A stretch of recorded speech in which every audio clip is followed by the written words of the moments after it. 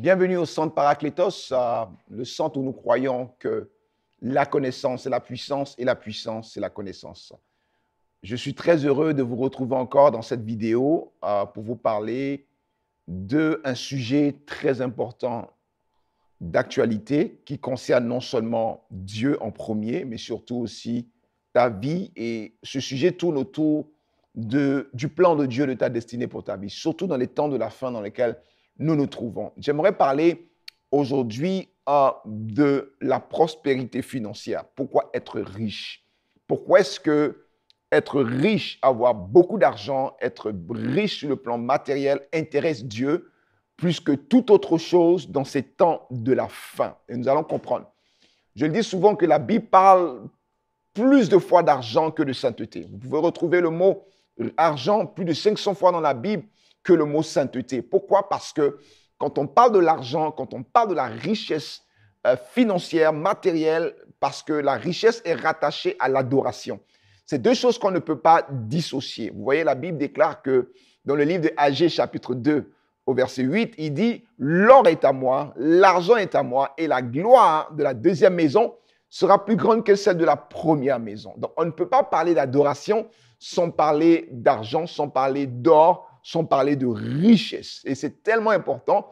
Et l'une des raisons pour laquelle vous allez voir que lorsque le peuple d'Israël, qui va passer près de 400 ans d'esclavage, et au sorti de leur délivrance, au sorti de l'Égypte, de la délivrance, la Bible dit que Dieu, par son esprit, a poussé à créer une forte conviction dans le cœur de ceux-là qui furent les maîtres d'Israël, ceux-là qui furent en fait ceux qui dominaient Israël pendant près de 400 ans des Égyptiens.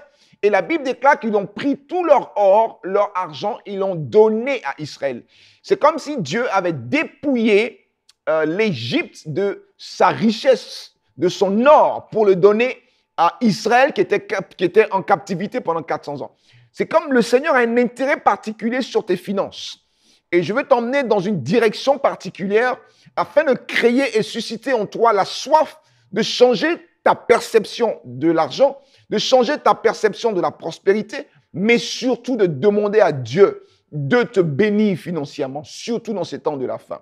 Nous allons aller voir ensemble un passage de la Bible qui est souvent lu de façon rapide par beaucoup d'entre nous, mais en fait qui est la clé de tout le ministère, de l'accomplissement du ministère de Jésus de Nazareth.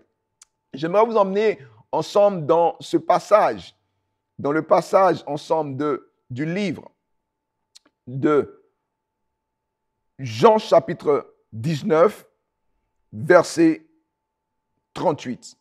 Dans Jean 19, verset 38. Jean 19, verset 38. Dans le livre de Jean 19, verset 38, voici ce que la Bible nous dit. On va le lire ensemble. Après cela, Joseph d'Arimathée, qui était disciple de Jésus, donc Joseph d'Arimathée qui était disciple de Jésus au même rang que Pierre, au même rang que Jean, au même rang que Barthélemy, Matthieu, il était disciple. Il n'était peut-être pas un apôtre, mais il était disciple, donc il croyait dans le Seigneur. Donc Joseph d'Arimathée, qui était disciple de Jésus, mais en secret, par crainte des Juifs, demanda à Pilate la permission de prendre le corps de Jésus. Et Pilate le permit. Il vint donc et prit le corps de Jésus.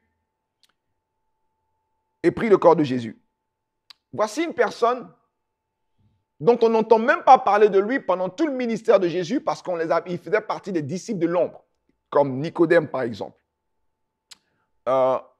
Nicodème, et la Bible même le dit au verset 31, Nicodème auparavant est allé de nuit vers Jésus, vint aussi apportant un mélange d'environ 100 livres de myrrhe et d'aloès.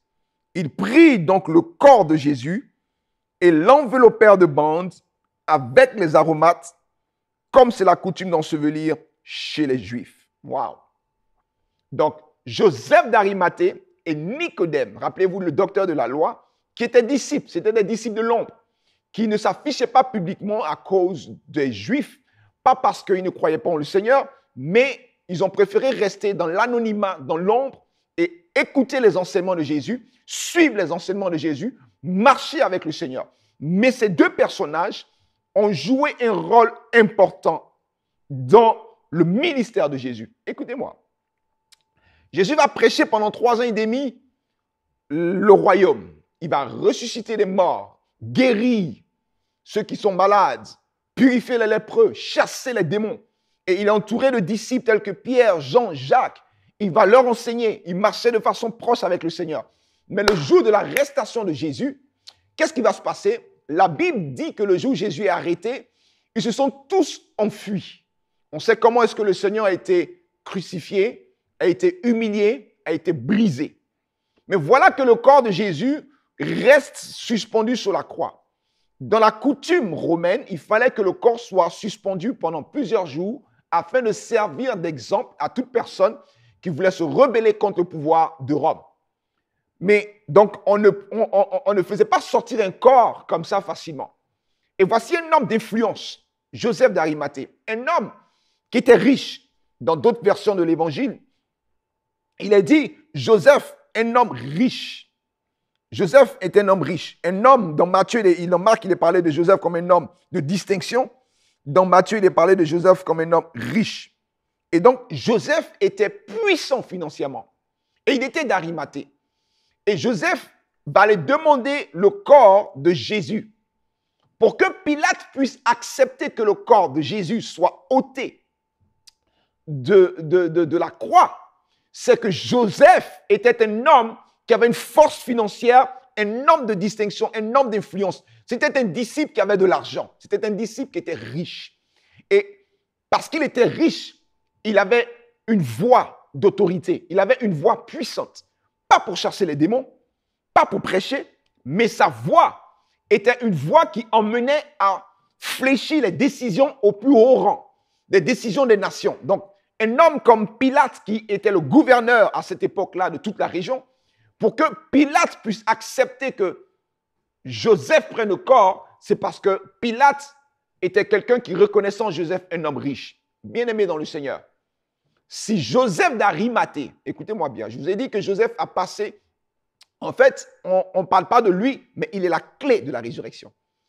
Pour que Jésus ressuscite, il fallait que son corps soit ôté de la croix, mis dans un sépulcre, et que la résurrection puisse se manifester. Tant et aussi longtemps que le corps de Jésus était sur la croix, la résurrection n'aurait pas pu se passer dans la dimension dans laquelle elle avait été prophétisée. Car le 3e jour, la mort et l'enfer n'ont pas pu le retenir. Il est sorti du tombeau. Et Joseph d'Arimathée, un homme riche, va numéro 1, aller prendre le corps de Jésus. Numéro 2, il va acheter un tombeau, un sépulcre neuf. Je ne vais pas vous parler du prix de ce sépulcre parce que c'est un sépulcre qui coûtait cher. Pas été enterré dans un sépulcre, dans un tombeau qui le voulait. C'était réservé aux gens de haut rang, aux gens riches. Plus tu étais riche, plus ton tombeau était non seulement creusé plus en profondeur, mais surtout la dimension de la pierre qui protégeait ton tombeau était plus volumineux, était plus grand. Donc ça démontrait que Joseph d'Arimathée, avec l'argent qu'il avait, a pu prendre soin du corps de Jésus, a pu prendre soin de enterrer Jésus et que la résurrection se manifeste. Il a vu aussi Nicodème venir s'associer à lui. La Bible dit que Nicodème, qui auparavant est allé de nuit vers Jésus, vient aussi apporter un mélange de 100 livres de myrrhe. La myrrhe coûte cher. La myrrhe qui symbolise ici quelque part la souffrance. Donc, il a amené de l'argent. Et la Bible dit, il prit donc le corps de Jésus, l'enveloppèrent de bandes avec les aromates, comme dans la coutume, d'ensevelir chez les Juifs. Ça veut dire que il fallait que ces gens ne soient pas pauvres. Il fallait que ces gens ne soient pas dans le manquement. Il fallait que ces gens aient une certaine dimension de richesse, de prospérité financière pour s'occuper du corps de Christ. Je suis convaincu, bien aimé, que dans les temps de la fin, Dieu veut relâcher, sinon le Seigneur a déjà relâché une onction, une grâce, une faveur pour emmener ses enfants à une dimension de richesse, de prospérité. Dieu veut que tu aies de l'argent. Dieu veut que tu sois prospère. Dieu veut que tu sois riche. On ne peut pas prendre soin du corps de Christ. On ne peut pas prendre soin même du ministère. On ne peut pas prendre soin d'aider les frères et les sœurs qui sont dans le manquement. On ne peut pas permettre que la puissance de Dieu se manifeste dans le corps si nous n'avons pas d'argent. Et il y a un problème, c'est que beaucoup d'enfants de Dieu, dans ces temps de la fin, nous sommes dans le manquement. Nous sommes dans des difficultés financières, nous sommes dans des dettes, nous sommes... En fait, quand tu es pauvre, tu n'as pas de voix. Et aujourd'hui, ce que les nations... En fait, la voix qui pourra parler aux nations, qui pourra emmener le changement des nations, qui pourra permettre que le règne de Dieu se manifeste, c'est la voix des enfants qui auront la grâce d'Arimathée, des enfants de Dieu qui vont être une dimension de prospérité, une dimension de richesse. Écoutez-moi, Joseph d'Arimathée était disciple. Tu peux être un enfant de Dieu dont Dieu a le cœur et Dieu veut que tu sois riche. Dieu veut que tu sois prospère. Dieu veut que tu puisses aller de l'avant. Mais tout va dépendre de l'état d'esprit dans lequel tu te mets. Tout va dépendre de ta perception de la richesse. Tout va dépendre de comment est-ce que tu pries. Nous pouvons prier. Jabez était un homme pauvre. Il a demandé à Dieu de le rendre riche, quoiqu'il était le plus considéré de ses frères. Bien-aimé dans le Seigneur, écoutez-moi, dans ces temps de la fin, Dieu relâche une onction de prospérité. Ceux-là qui vont travailler, ceux-là qui auront des idées, ceux-là qui auront des perceptions, des idées innovatrices, ceux-là qui voudront se lancer en affaires, ceux-là qui voudront dire, Seigneur, je suis fatigué de toujours être esclave d'un travail. Je veux aussi prospérer parce qu'il a dit, je bénirai les œuvres de tes mains. Ces personnes-là vont trouver la grâce et la faveur de Dieu parce que dans les temps de la fin, l'Église va passer par une tribulation. Nous allons passer par des moments difficiles. Et il faut que l'Église soit riche. Il faut que l'Église soit prospère. Écoutez, quand on lit dans le livre de la Révélation, de la dernière Église, le temps prophétique de l'Église, qui est l'Église de Laodicée, il dit, tu dis que tu es riche. Ça veut dire que quelque part, l'Église a atteint un niveau de prospérité. C'est sûr que ma richesse et ma prospérité ne doivent pas affecter mon adoration. Mais l'Église doit atteindre une dimension de richesse. Bien-aimé, combien de fois tu n'as pas souffert dans ton cœur parce que tu n'as pas pu aider quelqu'un? Combien de fois tu as vu des cas où est-ce que tu pouvais assister mais tu étais dans le manquement? Combien de fois j'ai vu des églises fermer leurs portes parce qu'il n'y a pas d'argent pour payer le loyer, la salle où est-ce qu'on se retrouve pour prier?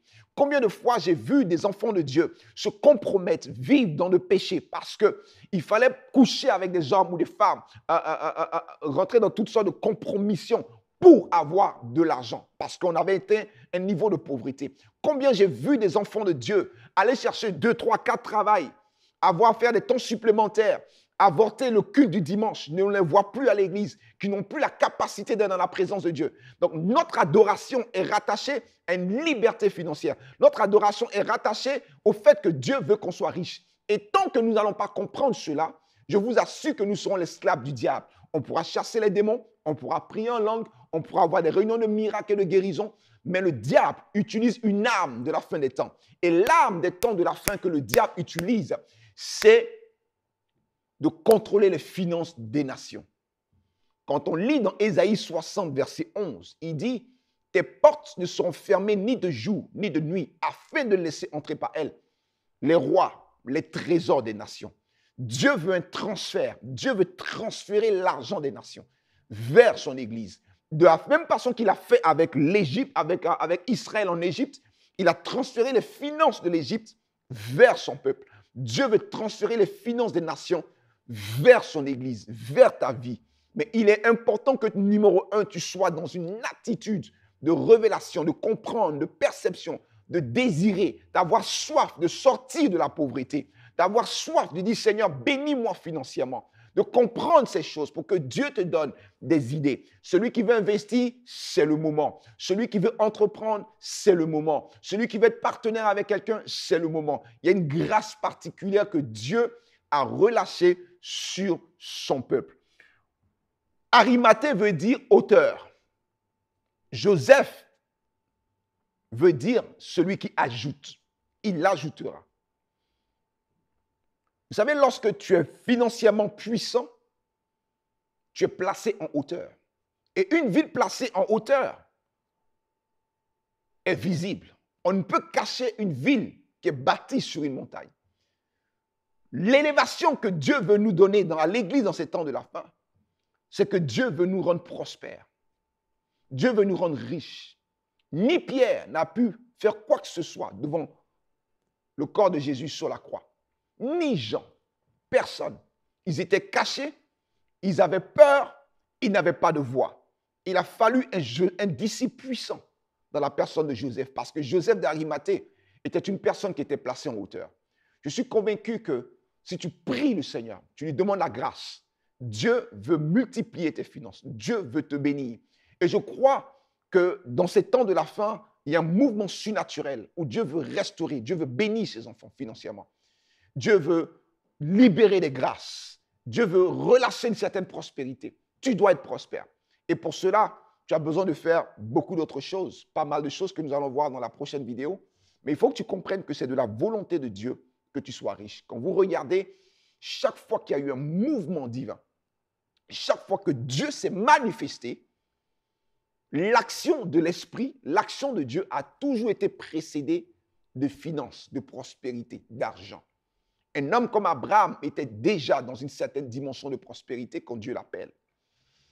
La naissance de Jésus-Christ de Nazareth, la Bible dit que Dieu a suscité des rois mages qui ont apporté de l'or, de l'encens, de la myrrhe à qui? À Marie. Pourquoi? Marie et Joseph étaient pauvres. Marie et Joseph n'avaient pas beaucoup d'argent. Pourquoi? Comment vous le savez? C'est simplement dans la culture juive, dans la loi de Moïse, le sacrifice, ton offrande est selon ta position sociale. Et ceux qui n'avaient pas d'argent, lorsqu'ils allaient au temple pour présenter leur enfant, ils venaient soit avec un pigeon parce que c'était accessible, ils venaient soit avec de la farine parce que c'était accessible. Donc Marie et Joseph, quand ils ont présenté Jésus, ce n'était pas un couple qui avait de l'argent. Mais comment est-ce que Marie et Joseph peuvent éduquer, élever Jésus de Nazareth sans argent? Donc Dieu va pourvoir.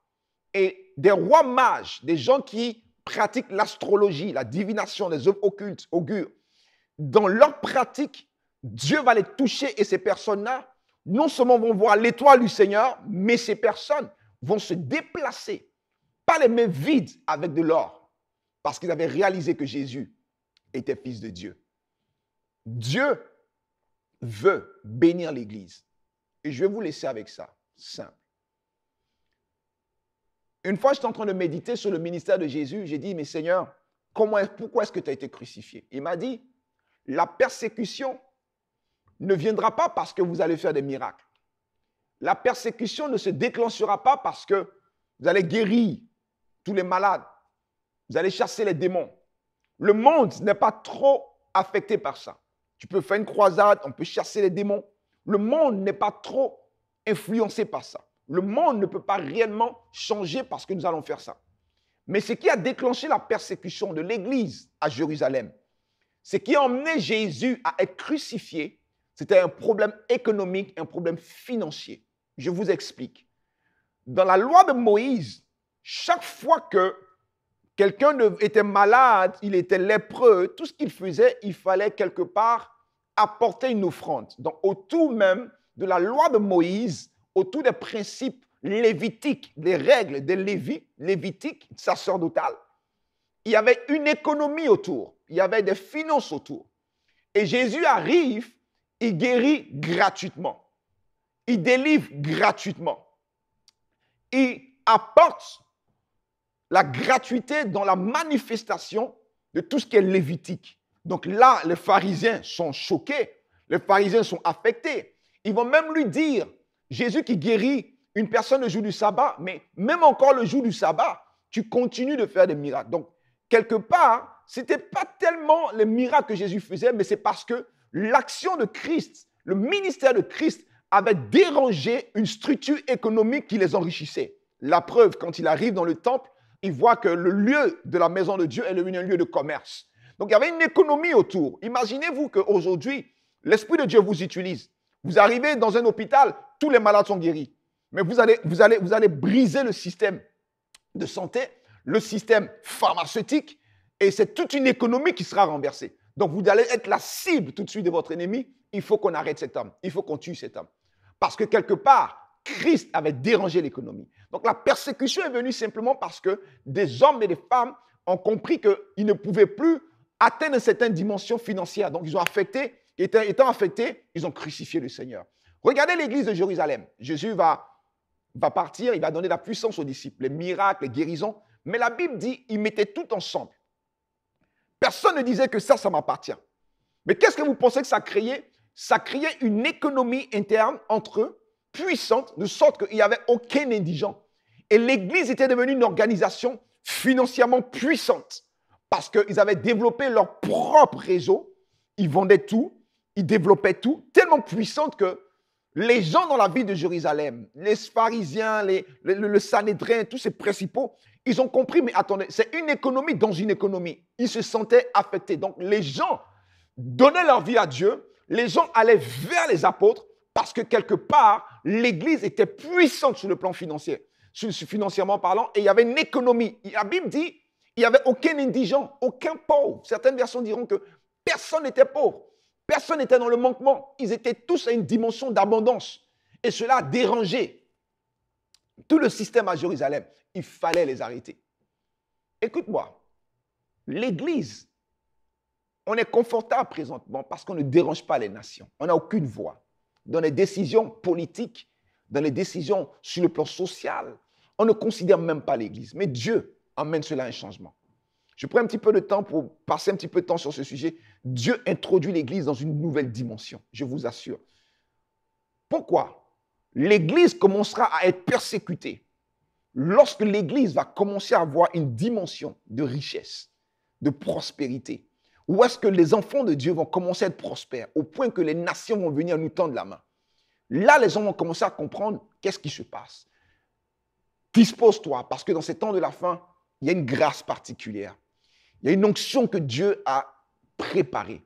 Il y a une faveur que Dieu a préparée pour tes finances, parce que Dieu désire que nous soyons riches. Que Dieu vous bénisse.